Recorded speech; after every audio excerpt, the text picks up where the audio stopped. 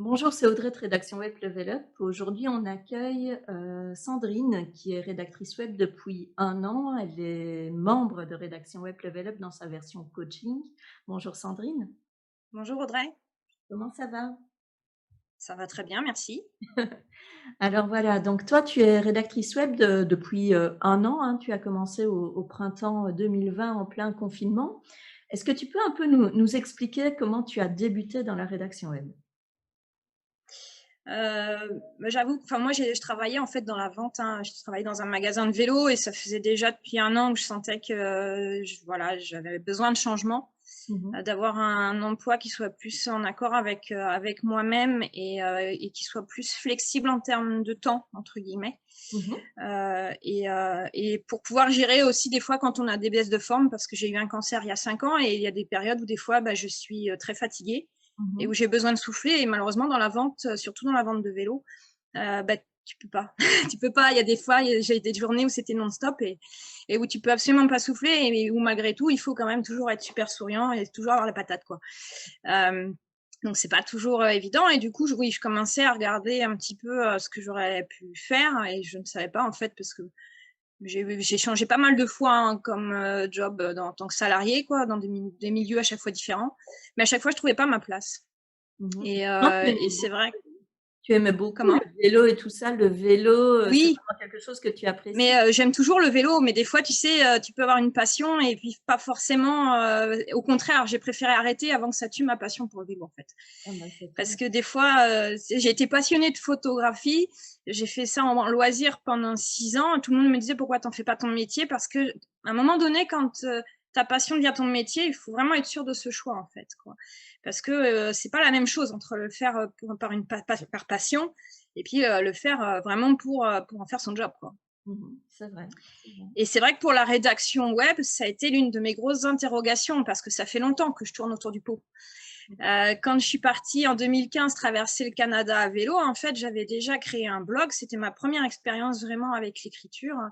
Mmh. J'avais fait des chroniques d'albums, j'avais fait des interviews d'artistes, mais c'était encore différent. Et là, je tenais un blog. Et il a eu beaucoup de succès, en fait. Et quand j'ai fait beaucoup de rencontres au Canada, les gens disaient, mais pourquoi tu écris pas un livre? Tu es vraiment doué pour l'écriture, etc. Et je dis, oui, mais enfin là, c'est juste, voilà, je partage ça comme ça, c'est de l'écriture de l'instant et c'est pas rien de plus, quoi. Ouais. Et ils avaient réussi à me persuader d'écrire un livre en rentrant. Et puis finalement, je me suis enfermée pendant un mois. Il n'y a rien qui sortait vraiment, quoi. Enfin, j'étais plus dans cet instant. Enfin, j'étais plus dans cette émotion et ça sortait pas. Mmh. Et du coup, c'est vrai que je me suis dit, bah, au moment que j'ai commencé voilà, à réfléchir sur le métier de rédacteur web, que je découvrais, parce que c'est vrai que le SEO, tout ça, ça me disait rien du tout. Je me Mmh. suis dit, attention, Sandrine, est-ce que vraiment tu veux en faire ton métier? Parce que voilà, écrire pour le loisir et tout ça, ça t'adore ça, mais attention, là, c'est sérieux. C'est vrai que c'est quand même très, très différent la rédaction web pour des clients que tenir un blog personnel ou un carnet de voyage, Ça n'a sur rien à voir, internet, ouais. ça n'a rien à voir, hein. Et donc ça, c'est Ouais. je pense que, tu fais bien d'aborder ce sujet-là parce que c'est important pour les personnes qui envisagent peut-être de devenir rédacteur web. C'est vrai qu'on se dit toujours: «Ah, un bon blogueur fera un bon rédacteur web». Pas Pas forcément. forcément. Non. C'est Non, deux pas métiers différents, en fait, hein. forcément. Et Ouais. quand on tient un blog, effectivement, des fois, si la thématique s'y prête, ça peut être vraiment pour aborder des choses très personnelles où on met beaucoup de soi. Mmh. Quand on est rédacteur web, c'est le client qu'il faut mettre en avant, c'est pas nous, hein. Oui, c'est ça. Donc il y a toute cette question, d'avis personnel, et bien de messages à faire passer. Donc c'est Aussi, vrai oui. qu'on est la voix Il du faut il faut il client. faut réussir à voilà, à se mettre dans la peau, des potentiels clients de notre client, voilà, c'est toujours essayer de se mettre à leur place, quoi, hein, parce Mmh. que c'est pas nous, on n'est pas forcément la cible de ce client-là, mais il faut essayer d'imaginer ce qu'eux, ils attendent, quoi. Oui, absolument. Et aussi, en fait, ce qui est important à savoir, c'est que, et ça, je pense que peu de monde y pense, c'est que justement, il faut, lorsqu'on rédige un article, en fait, il y a toujours, toujours une envie de vente derrière, qu'elle soit proche ou éloignée, mais le but quand même, c'est d'arriver à une vente pour nos clients. Ils nous Oui. payent pas pour distraire les lecteurs. Non, ça se saurait, ouais. Oui, voilà. Donc, C'est vrai que certaines personnes ont une image quelquefois un petit peu romantique de la rédaction web en disant: «Ah, je vais pouvoir», non, en fait, hein, le but c'est quand même qu'il y ait un contact, qu'il y ait un achat, Voilà, voilà, c'est de générer du trafic, c'est de convertir, enfin voilà, hein, derrière, voilà le trafic n'est pas tout. Alors ça aussi, non, c'est vrai qu'on est non, souvent parce que tu basé peux avoir énormément de trafic, mais si derrière ça convertit pas, c'est qu'il y a un souci aussi, quoi. Donc, voilà donc des fois, il vaut mieux avoir un peu moins de trafic sur son site, mais qui convertisse bien derrière. c'est même conseillé je trouve, Oui. voilà. Ou si on a les 2 Si c'est parfait, mais en tout cas, Sinon, ça veut dire que, enfin, des fois, tu sais, tu peux avoir un site avec énormément de trafic et qui convertit pas, et ça s'appelle un site musée. C'est-à-dire que les gens, ils viennent comme ça, ils se baladent et puis ils s'en vont. oui, ou des fois ils se baladent même pas, ils poussent la Ou alors porte ils se baladent pas, et ouais. non, je m'en vais. Ouais, j'ai vu de la lumière, je suis rentrée, hop, je me ressors, ça me plaît pas finalement. Ah oui, bah, c'est ça. C'est comme quand tu es dans une ville, que tu ne connais pas et tu pousses la porte d'un restaurant et puis non, en tout Non, cas non, mais tu sais, j'ai travaillé à une époque dans un centre, un très gros centre commercial. On avait énormément de fréquentation. Enfin, moi, je travaillais avec la direction, quoi. On avait énormément de fréquentation.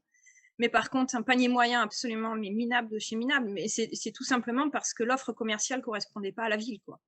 oui, voilà, le choix des enseignes n'avait pas Ouais. été, ça, oui, Parce que c'était des personnes à Paris qui avaient imaginé l'offre commerciale alors que c'était une petite ville ouvrière, quoi. Et ah oui, c'est donc pas des du tout magasins la même clientèle, quoi. voilà, des magasins peut-être un Du peu coup, on appelait ça un centre commercial musée. ah bah, oh là là, OK. Donc 1 an que tu es rédactrice. Est-ce que tu peux expliquer vraiment le début de ton activité? Donc toi, tu as, quitté ton emploi, tu avais un CDI de vendeuse dans un magasin, assez réputé, de vélos et un jour tu te dis: «Bah, moi j'arrête et là je me lance vraiment comme rédactrice». Quel a été ton chemin pour sauter le pas? Qu'est-ce qui s'est passé? J'ai commencé, je me suis un petit peu formée, mais vraiment sur des choses très généralistes parce que je savais pas trop où tout ça allait mener. C'est vrai que le confinement, ça m'a aidé parce que là, au moins, j'avais du temps pour réfléchir à ce que je voulais faire. Et quand j'ai repris mon travail à la sortie du confinement, en fait, j'avais un client en fait qui avait des missions régulières à me donner. Mmh. Donc, il a fallu que je jongle entre mon emploi en CDI et ce client-là. Donc, ça veut dire que je rédigeais le soir après ma journée de travail ou les week-ends. Mmh. Mais en même temps, ça m'a permis comme ça de voir si ça me plaisait. Et puis parce que c'est une grosse décision quand même de quitter un CDI pour se lancer en freelance, quoi. Et c'est vrai qu'aujourd'hui, il y a beaucoup de personnes qui, à mon avis, voilà, aimeraient franchir le pas, mais savent pas trop où est la prise de risque, quoi. Ouais. Donc c'est vrai qu'il faut bien réfléchir quand même parce que bon, en plus moi j'ai pas 20 ans, quoi, hein, donc Mmh. à un moment donné, tu peux prendre des décisions peut-être à 20 ans, et encore que vu le contexte aujourd'hui, c'est pas forcément évident. Mais bon, moi je vais en avoir 43, donc faut quand même réfléchir ses choix, quoi, hein. Ouais. Et puis j'ai vu que ça me plaisait, j'ai vu que je sais le voilà, la vente, ça devenait de plus en plus compliqué avec, toujours plus de monde, toujours plus de d'énergie que je laissais, et en fait, du coup, j'étais vide, quoi. Mmh. Et c'est vrai que du coup, j'ai quitté mon emploi. J'ai quitté mon emploi, je me rappelle pourtant avoir toujours dit: «Jamais je serai mon propre patron, jamais je monterai ma boîte, jamais, jamais». Comme quoi, faut Pourquoi ça jamais dire te jamais. faisait peur ou alors, tu avais une Ouais, je pense, oui, ça me faisait terriblement peur. Ouais, mmh ouais, et c'est vrai que c'est quelque chose quand même qui est un peu effrayant, mine de rien, quoi. mh. Après, je pense que j'ai la maturité, en fait, pour le faire. Il faut prendre la décision au bon moment, des fois, tout simplement, hein. Il faut Mmh. écouter son cœur, et puis quand on sait que c'est le bon moment, là, par contre, il faut pas laisser passer, l'opportunité. Ouais. Et Mmh. effectivement, depuis le 1er octobre, là, je suis en 100 freelance, quoi. Mmh. Et comment est-ce que tu as fait pour gérer justement, ton métier qui te prenait déjà beaucoup d'énergie et c'est pour ça que tu, envisageais, éventuellement de trouver un autre métier qui te permettrait de mieux gérer tes horaires et la rédaction web en même temps? Tu as combiné les 2 pendant combien de temps? J'ai fait ça, pendant, je dirais, pendant 3 mois à peu près, 3 ouais, mars, avril, mai, juin. Ouais, 3 4 mois, je pense. Mmh. Tu vois, même j'avais des vacances qui étaient prévues au mois d'août quand j'étais encore salariée. Et puis finalement, j'ai mon client qui a eu un besoin urgent parce que la plupart de ses rédacteurs prenaient leur congé au mois d'août. Et on m'a dit, Sandrine, là, on a un gros lot de commandes. Là, est-ce que tu veux pas le prendre? Du coup, j'ai sacrifié ma semaine de vacances pour bosser pendant toute la semaine. À un moment donné, quand on prend ce genre de décision de choix de vie, choix de métier, il faut aussi s'investir, quoi, hein. On a rien sans rien dans la vie, hein, de toute façon. Donc, effectivement, il y a des moments où il faut faire des gros sacrifices. Mais moi, la vie m'a appris que les sacrifices, à un moment donné, ils payent, hein, de toute façon, hein. C'est sûr. Et c'est pour ça que je pense que c'est important parce que tu es le parfait exemple et on l'a vu avec, d'autres personnes dans d'autres témoignages aussi. C'est que, Sandrine, on parlera après d'argent, hein, mais ça fait 1 an qu'elle est rédactrice, ça fonctionne déjà bien pour elle, avec des périodes plus favorables et d'autres moins favorables et ça, on en discutera. Mais, surtout ce qu'il faut se dire, c'est qu'elle travaille, toute la journée donc, ce principe de rédacteur qui travaille quand il veut, et cetera, c'est quand même, Ouais, on n'est pas loin du mythe quand même, hein. bah, voilà, je vais pas dire que c'est un mensonge, mais en tout cas, ce n'est pas une vérité vraie. Donc, je pense Ouais, que et puis il faut bien imaginer que pour réussir à avoir un salaire décent, ça veut dire qu'il faut rédiger quand même. Alors, soit effectivement, il faut à un moment donné élever ses compétences pour pouvoir facturer plus cher, mmh mais quand on démarre, ça veut dire qu'on peut pas non plus, voilà, même si on facture par aller pas crête, ça veut dire qu'il faut quand même fournir un gros volume de mots pour réussir à dégager quand même un revenu décent, quoi. Et écrire 8 heures par jour, parce que moi, c'est comme ça que quand j'ai démarré, parce qu'en plus, quand on débute, on n'écrit pas forcément vite, on veut faire bien, etc. Donc on prend le temps. Faire ça 8 heures par jour, on est lessivé à la fin de la journée, quoi. oui. C'est juste, on se dit, là, je pourrais pas faire ça toute ma vie. Donc à un moment donné, voilà, il faut faire des choix, etc. pour essayer justement de trouver le bon compromis pour à la fois être épanoui dans son boulot et puis que ça puisse rapporter quand même, quoi. Oui et c'est Mais en là tout cas, c'est pas le Club Med, hein. Ça, non, c'est sûr. parce que c'est vrai qu'il y en a beaucoup qui aujourd'hui se disent: «Oh c'est la bonne planque ça et tout, métier dans le digital, allez hop, allons-y gaiement».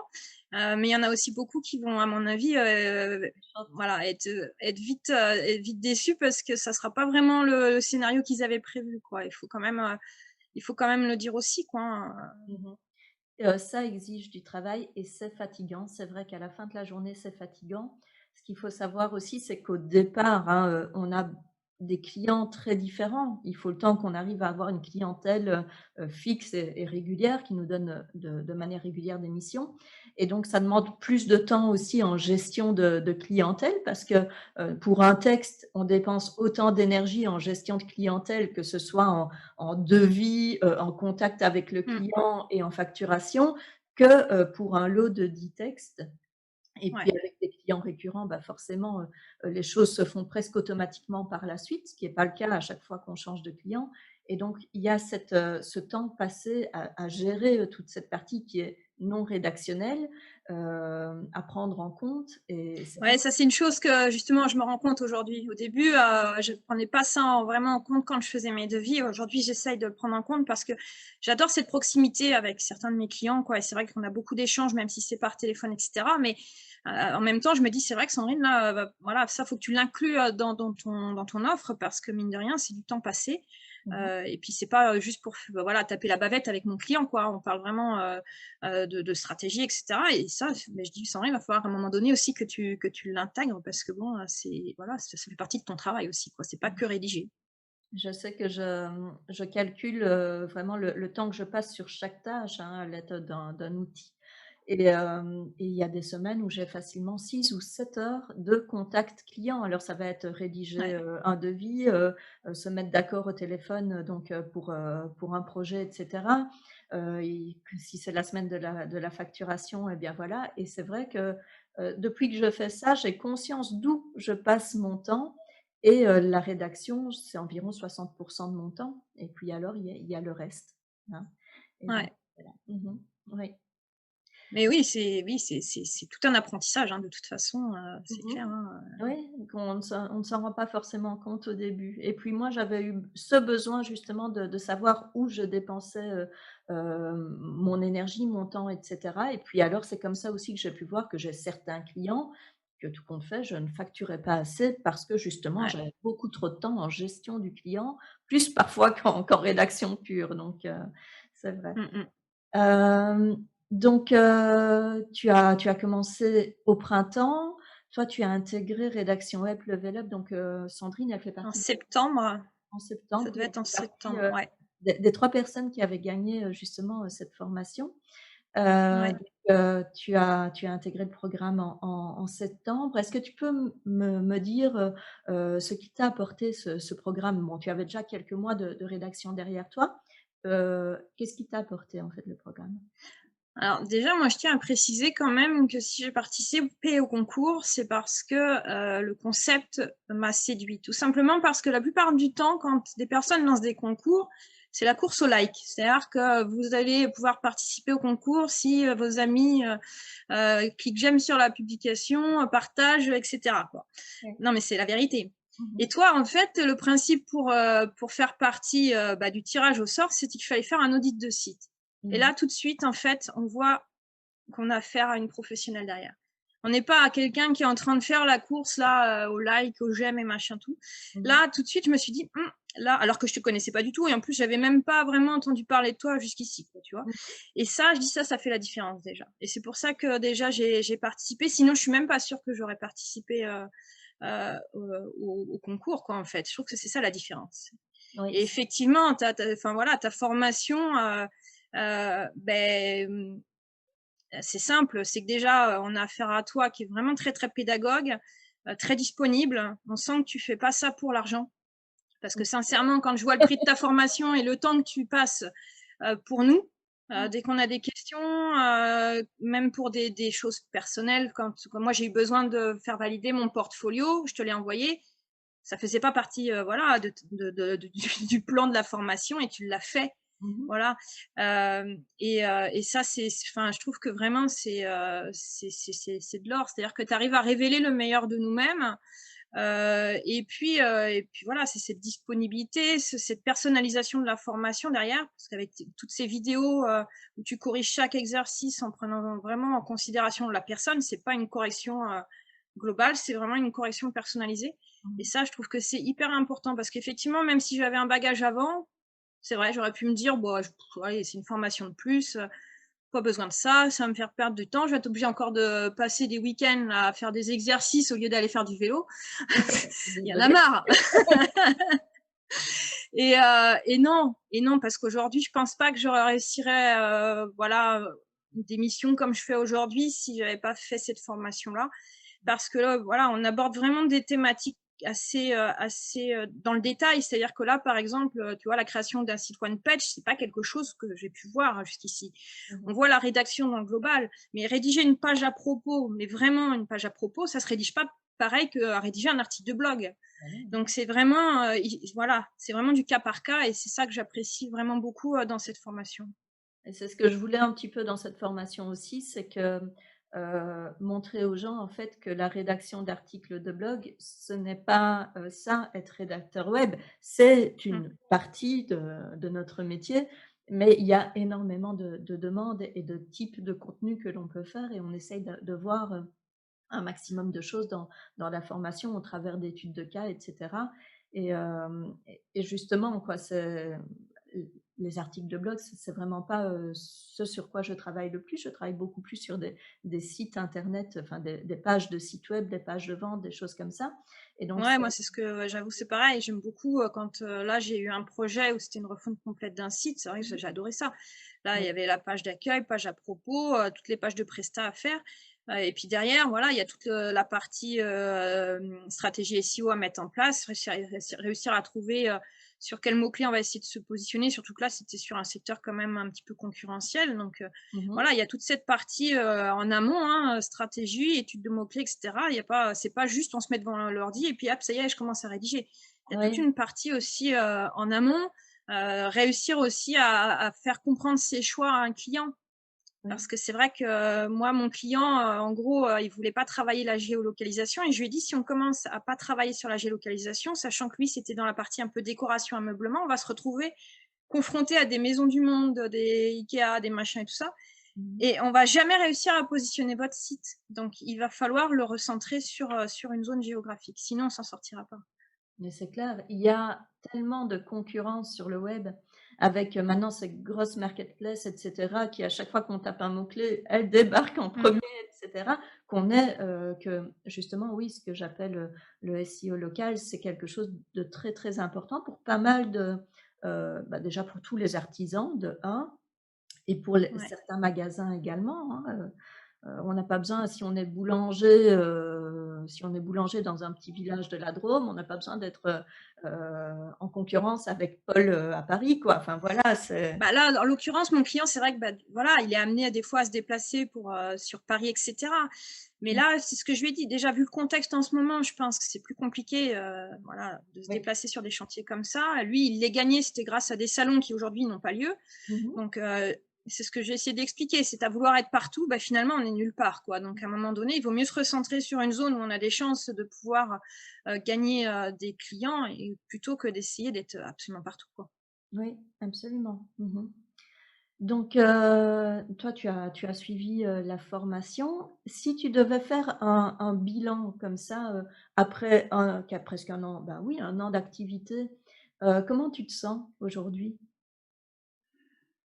En tout cas, la chose qui est sûre, c'est que je ne regrette absolument pas mon choix. Ça c'est déjà bien parce qu'effectivement, ça aurait pu arriver, hein, que finalement je me dise: «Oh là là, qu'est-ce que» voilà. Non, je suis vraiment contente de mon choix. Après, bah, voilà, hein, tout reste encore à faire, hein, faut être honnête, hein, même si aujourd'hui j'ai vraiment le sentiment d'avoir franchi quand même, un cap depuis, allez, on va dire depuis janvier. Mmh. Heu Parce que voilà, j'ai commencé à prendre confiance et notamment, grâce à ta formation, grâce à toi, Mmh. les recommandations derrière. C'est vrai qu'aujourd'hui, moi, les clients, je les trouve uniquement par recommandation et à un moment donné, on se dit que si on nous recommande, c'est qu'on doit quand même pas être si mauvais. Ouais. Contrairement à beaucoup de rédacteurs qui ont cette peur de faire de la prospection, moi, j'en ai fait énormément. Mmh. Mais finalement, ça n'a rien donné. Alors, soit c'est parce que je l'ai pas fait au bon moment, je l'avais fait pendant le confinement, je sais pas. Mmh. Mais c'est vrai que là-dessus, je me pose des questions parce que moi, pour le coup, j'avais quand même pris du temps à prospecter, mais ça n'a absolument pas abouti. Mmh. Et derrière, par contre, c'est uniquement par recommandation que j'ai trouvé mes clients, quoi. Et c'est vrai que du coup, ça m'a aidé parce que, bah, comme tout rédacteur qui démarre, bah, il y a eu ce fameux syndrome de l'imposteur qui, deux fois, peut vraiment être très, très paralysant. Et puis, elle vous bloque totalement et puis du coup, vous n'êtes pas productif quand c'est comme ça. Et c'est vrai que moi, voilà, il y a eu des périodes assez compliquées à un moment donné. Mmh. Et petit à petit, voilà, on le surmonte.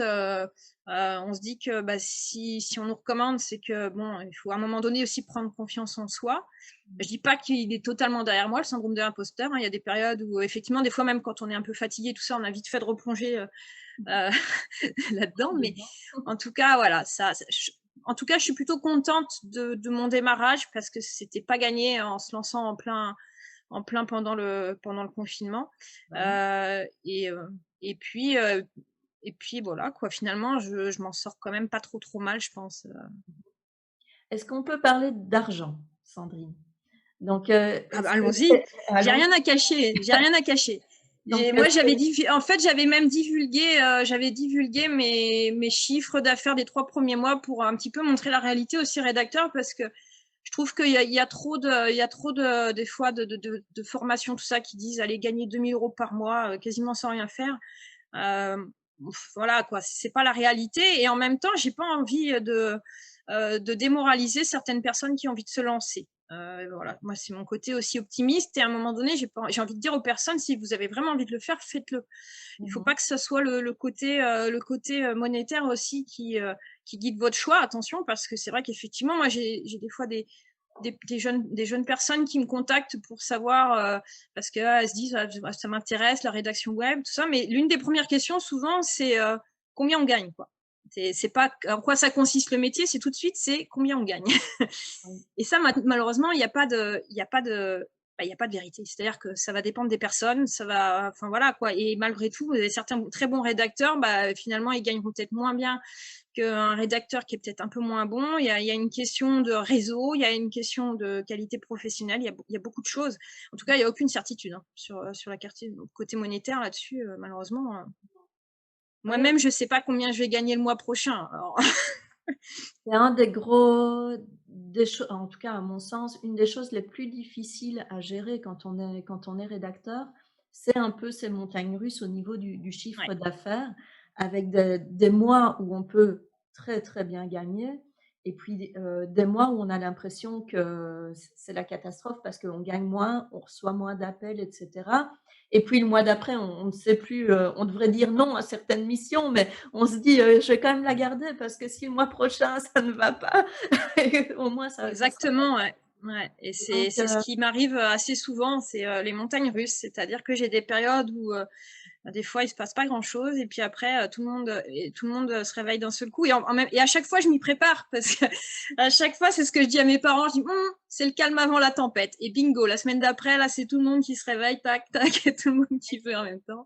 on a Voilà donc parfois l'impression qu'on peut étaler le travail. On se dit: «Oh, j'ai 2-3 semaines pour étaler une partie du travail», surtout pas, surtout pas. On continue ouais, à ouais. travailler parce qu'après c'est le téléphone qui sonne et c'est Ouais, mais c'est clair, hein. Ouais, ouais, non, c'est clair, hein. Même dans les périodes où c'est un peu plus calme, je me dis: «Il faut quand même que je les avance tout de suite» parce qu'on sait jamais si derrière il y a tout qui mmh repart d'un coup que je puisse libérer du temps, quoi. Mais c'est vrai que oui, c'est pas tout enfin, c'est pas ce qui est le plus confortable. Effectivement, aujourd'hui, moi, ce que j'aimerais beaucoup, c'est avoir au moins, 2 clients réguliers par mois où voilà, je sais qu'au moins j'ai toujours, ça qui va se répéter tous les mois. Aujourd'hui, j'en suis pas là, heu c'est une réalité, hein. Le plus compliqué, je pense, aujourd'hui, c'est quand même de se faire, une clientèle, hein, faut être honnête, hein, oui. enfin des clients réguliers en tout cas. Parce que moi, c'est vrai que soit c'est du one shot, c'est un gros projet, mais une fois que c'est fini, bah, c'est terminé, quoi, hein. Mmh mh. Soit, c'est je fais pas mal de sous-traitance pour des agences, mais voilà, hein, il y a des fois, ils ont besoin de vous et puis, après des fois, bah, vous avez plus de nouvelles pendant des mois, quoi, donc faut pas se dire que c'est un acquis, quoi, hein. Mmh. Moi, enfin, mon tout premier client, j'avais beaucoup travaillé pour eux et puis à partir de janvier, plus rien. Voilà, donc j'avais perdu mon plus gros client pour démarrer l'année, quoi. Mmh. Bah, voilà, après faut rebondir, quoi, hein, c'est toujours pareil, hein. Mmh. Oui et puis, il y a certains clients aussi où ils vont t'appeler 3 fois peut-être sur l'année, parce qu'ils n'ont pas, ils n'investissent pas vraiment dans une stratégie de contenu et quand ils ont Mmh. un besoin, ils t'appellent. Moi, j'ai Ouais, des tout à clients fait, comme ouais. ça aussi. Ça fait plusieurs années que je travaille avec eux. À chaque fois, ils m'appellent, mais voilà, ça va être de manière ponctuelle comme ça, tu ne les attends pas et puis: «Ah bonjour Audrey, comment ça va?» et c'est reparti, pour certaines missions avec eux. Donc voilà, c'est un des gros points, bah, je pense que c'est commun à tous les freelances en fait, hein, Oui, je peu pense, importe le métier, c'est réussir à prendre suffisamment de recul pour dire que, ben, ce mois-ci, ça va peut-être un peu moins bien, mais le mois prochain, ça ira certainement mieux et voilà et on n'est pas sûr de ce qu'on va gagner à la fin du mois. Donc ça, c'est non, non, non, il y a pas de certitude. Ça, mmh mh. c'est une évidence et après voilà, c'est pour ça que je pense qu'il faut quand même, prévoir une trésorerie, hein, à côté, hein, vaut mieux se lancer moi, quand je me suis lancée, j'avais quand même, un petit peu d'argent de côté, hein, ne serait-ce qu'en quittant mon emploi, j'avais un plan épargne entreprise que j'ai pu débloquer. Ça, il est mis de côté pour justement, dans les périodes, où, bah, c'est creux, quoi, hein. Oui, Mais oui. effectivement, il vaut mieux avoir conscience de ça aussi, hein, qu'il vaut mieux quand même avoir un petit peu de trésorerie à côté parce qu'effectivement, bah Mmh mh. Et alors, peut-être, à mon avis, ça intéresse, les rédactrices et les rédacteurs déjà et éventuellement les personnes qui envisagent de se lancer. En termes de délai de paiement, est-ce que tu as déjà rencontré des personnes qui ont du mal à sortir les sous? Comment est-ce que tu te sens dans ce raconte un petit peu comment tes clients j'ai te pas payent? trop de alors pour l'instant, j'ai pas vraiment de soucis de ce côté-là. Bon, quand on travaille avec des agences, hein, on sait en général que c'est à 30 jours, hein, qu'on est payé. Donc ça, faut le prévoir, hein. C'est-à-dire que des fois, on va faire des missions, surtout le mois de février, mais les sous, on les aura que fin mars, quoi et puis voilà, quoi. Ça, après, alors je sais qu'il y en a des personnes qui tout de suite disent: «Il faut tout le temps se blinder, tout ça, faire signer des devis, machin, tout ça». Il y a des fois où je le fais pas parce que quand je le sens bien, que voilà, que je marche sur la confiance. Je demande même pas d'acompte, rien, voilà, j'y vais. Bon. Là, je commence un petit peu à apprendre. Je me dis quand même, bon, Sandrine, avant de, j'ai pas eu de soucis, hein, pour l'instant, j'ai eu aucun impayé, etc. Mais je me dis, bon, Sandrine, quand même, il faut quand même peut-être que tu voilà, systématiquement, tu fasses signer et tu prennes quand même un acompte pour couvrir tes arrières. On sait jamais parce que des fois, si je me lance sur un projet qui est quand même assez volumineux, bon, là, je le fais maintenant systématiquement. Mais non, en fait, j'ai pas. Alors, mon dernier client, c'est ce que je leur ai dit, c'était juste des clients en or parce que non seulement, bon, ils m'ont fait confiance pour la refonte de leur site, mais alors, c'est-à-dire que j'avais même pas le temps d'envoyer la facture d'acompte que la personne avait déjà viré les sous sur mon compte. J'avais pas encore fini ma mission qu'elle m'avait reversé un autre acompte. Oui. Et en fait, j'ai rien demandé et elle me versait quand même des sous, quoi. Et là, quand on a des clients comme ça, on se dit, bah là, c'est fabuleux. C'est vrai que sur Mais voilà, c'était elle. Mais sinon, après, moi, en général, quand c'est vraiment mes clients, effectivement, je prends un acompte à peu près 20% avant le démarrage et le solde à la livraison voilà, des textes, quoi. C'est vrai que, en règle générale, enfin, sur les gros projets, nous, on facture aux 3 tiers, donc un tiers à la signature, un tiers à la moitié de la livraison et un tiers à la fin. Vraiment, surtout pour des projets qui peuvent s'étaler sur plusieurs mois. Donc, si c'est la livraison de 5 articles de blog par mois, là, on facture au mois, hein, forcément. Mais dans le cas d'une refonte de site web ou d'un site où il faut faire vraiment énormément de pages, etc., avec des consultants SEO qui ont besoin de temps pour également travailler leur partie, et bien là, alors, on travaille aux 3 tiers pour justement pouvoir rentrer de l'argent aussi et payer Ouais. les rédacteurs dans les temps, hein, régulièrement, et pour assurer évidemment les arrières en cas d'abandon de projet, etc. Parce que quelquefois, il y a des clients qui revoient totalement leur stratégie en cours de route. Ah ouais, Et non, c'est donc, clair. bon, la plupart sont honnêtes, mais on ne sait jamais. Donc voilà, c'est quand même Mm. quelque chose Non, d'important. non, c'est sûr. Mais c'est vrai que là-dessus, j'ai énormément de progrès à faire, hein, et je me rappelle au tout début, mais quand on me demandait de faire un devis, mais c'était une catastrophe. C'est-à-dire que j'étais là et comment je vais faire ça et tout ça, quoi. Et je mettais un temps fou à essayer de sortir un devis. Je savais pas si j'étais trop cher, pas assez cher. Enfin, c'était une catastrophe, quoi. Là, j'apprends un peu plus aujourd'hui. Je suis pas totalement, je pense que je suis pas encore très très au top, mais c'est déjà mieux parce que bah là, avec l'apprentissage, je sais à peu près combien de temps je mets aujourd'hui pour faire telle ou telle chose. Et puis après, bah, je fais auto-horaire, quoi. Enfin, voilà. Mhm.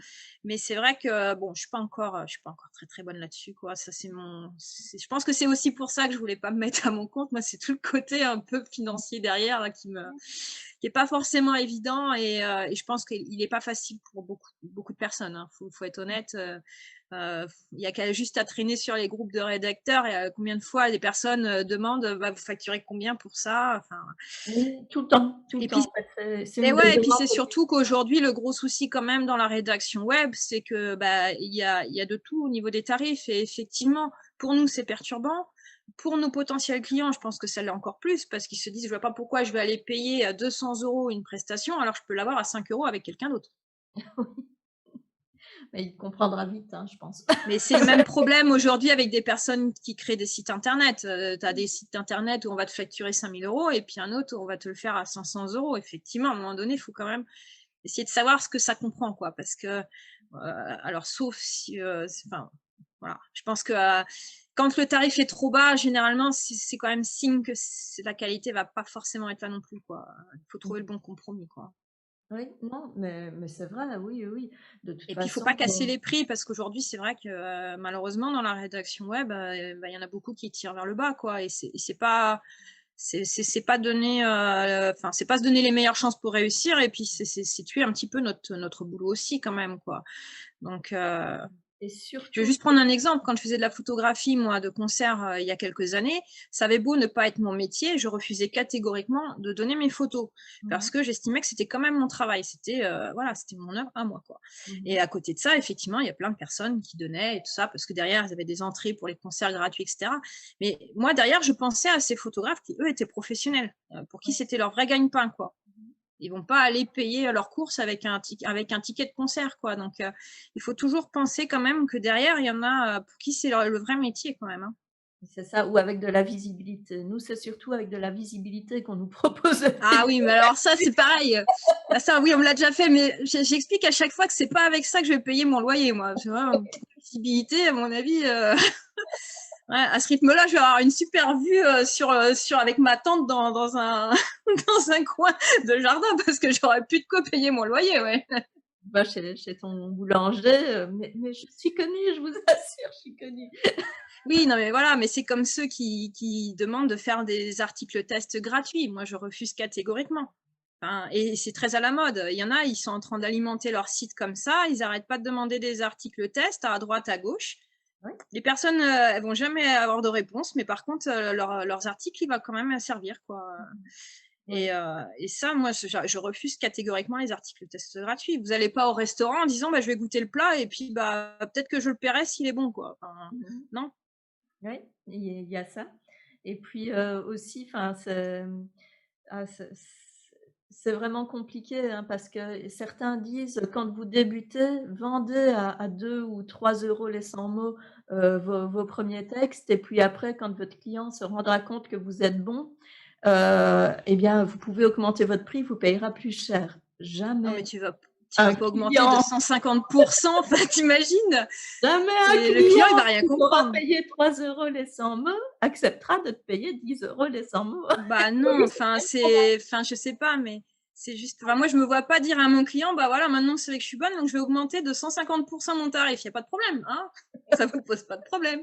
Vous aimez bien Bah mon non, boulot alors, voyons. payez Non, non, non, là, non, non, c'est une grave erreur de penser ça, quoi. À non, la limite, tu fais une révision annuelle et encore, faut intérêt à avoir prévenu ton client à l'avance, mais tu peux oui. pas d'un seul coup faire le yo-yo comme ça sur les tarifs. Et c'est pour ça, enfin, franchement, quand je vois des personnes 5 € pour un article de 500 mots ou même 1000 mots, là, mais enfin, là, il y a Oui, intérêt c'est ça. à y aller hein, sur l'écriture pour réussir à se sortir un salaire quand même, hein. Bah, oui, mais il faut dire aussi que le site, hein, dont on parle, c'est 5 € c'est un peu la foire fouille, quoi, hein, tu peux tomber des fois sur la petite chose qu'on te fait vaut son prix et souvent ce sont les articles optionnels et qui sont rédigés par des jeunes rédactrices ou des jeunes rédacteurs qui commencent et qui ont déjà des qualités, rédactionnelles et qui ne connaissent pas la valeur de leur travail, c'est ça le problème et qui vont aller vendre 10 € Mais peut-être c'est parce ça qui est triste, c'est qu'il y en a en plus, je pense qu'ils valent bien mieux que ça, quoi. mmh Et exactement. malheureusement, Mmh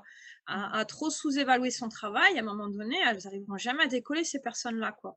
Et c'est et quand le même problème dommage parce après, c'est qu'elles avaient le potentiel, mais derrière, eh ben, malheureusement, leur projet risque d'être voué à l'échec juste parce qu'elles ont sous-estimé leur travail, quoi. ouais et là, c'est retour, dans un travail, salarié, traditionnel parce qu'on a Exactement, ouais. l'impression qu'on n'arrivait pas à vivre de la rédaction web et c'était tout simplement une mauvaise stratégie commerciale, hein, Mmh.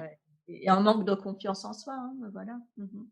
Oui, Ouais, non, mais c'est clair, hein, mais là-dessus, voilà, même moi, hein, j'avoue qu'au tout début, bah, c'est vrai que je savais pas, hein, je savais pas trop, très où compliqué. me placer, hein, c'est Mmh. clair, hein. C'est très compliqué et puis surtout quand on voit, les tarifs annoncés par certains, il y a des écarts monstrueux entre ceux qui annoncent le plus haut et ceux qui travaillent Mmh. pour 3 fois rien et donc où se situer, là-dedans, où Ouais, est la c'est pas priorité? évident, hein. Mmh.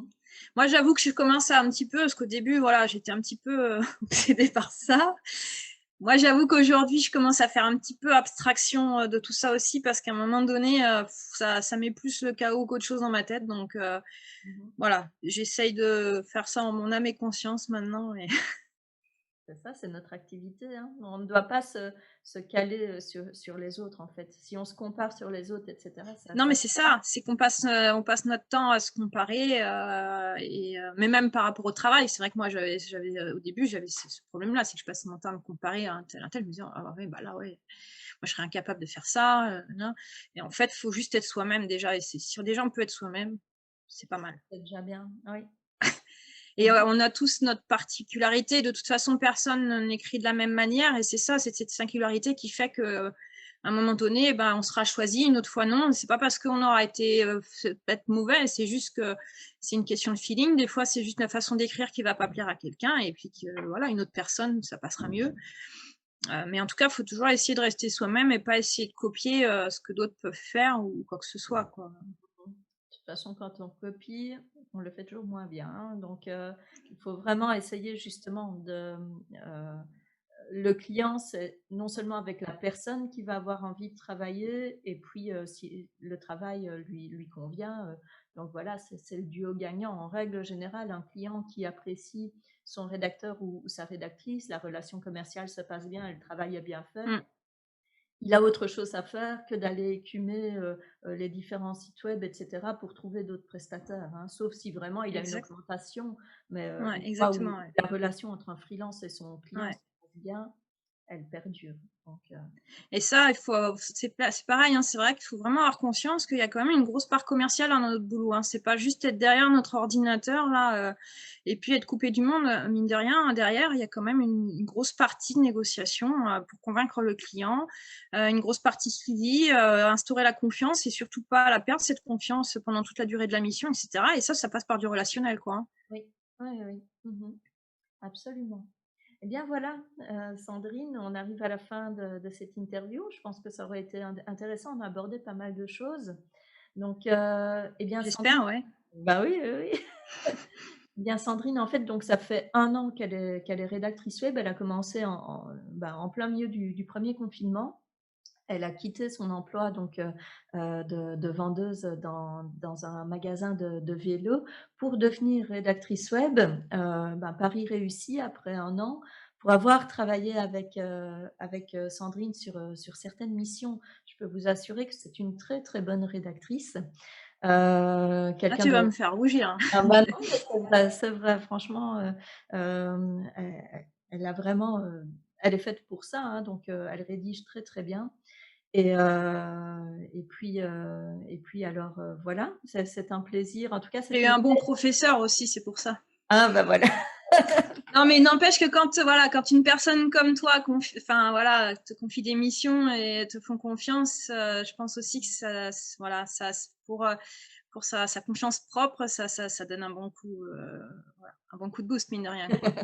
Que t'es pas Hein? n'importe qui non plus, et j'avoue que j'ai beaucoup de personnes qui m'ont dit, t'as vraiment de la chance quand même d'avoir pu travailler pour Audrey, donc, et j'avoue, c'est un privilège, ouais, je l'avoue, ma foi, ouais, j'en Disons suis, que j'en suis les les honorée. les personnes avec lesquelles je travaille, il y a pas énormément de monde, mais déjà, j'observe les gens sur internet. Alors, on va pas me comparer à IKEA, hein, qui avec le gros scandale qu'il y a pour le moment, mais moi j'apprécie les gens qui ont de l'humour, qui sont sérieux malgré tout, qui ne sont pas toujours là où le scandale éclate et cetera, et des gens voilà, qui évoluent dans le métier, qui font leur propre chemin comme ça et puis, je rentre en contact avec eux et ça, si au niveau du travail ça fonctionne bien, ben, c'est parfait donc voilà, toi, j'avais déjà pu voir ton travail au travers des différents exercices dans la formation, hein, et c'est vrai que certaines personnes avaient demandé: «Audrey, tu as pas, des personnes dans ta formation pour travailler?» et cetera, et je leur avais dit: «Eh bien écoutez, il y a Sandrine, je peux vous proposer Sandrine et je t'ai déjà mise en contact avec des personnes comme ça», et c'est vrai que voilà, enfin, il y a des gens comme ça où en tout cas au sein de mon équipe, ce sont des gens qui ont plus ou moins toujours le même profil. Non seulement ils travaillent bien, ils sont assez seniors et toi, bah, tu es à la limite la junior du groupe, hein, on va dire ça comme ça. Ah bon? Heu, Malgré bah tous mes cheveux gris?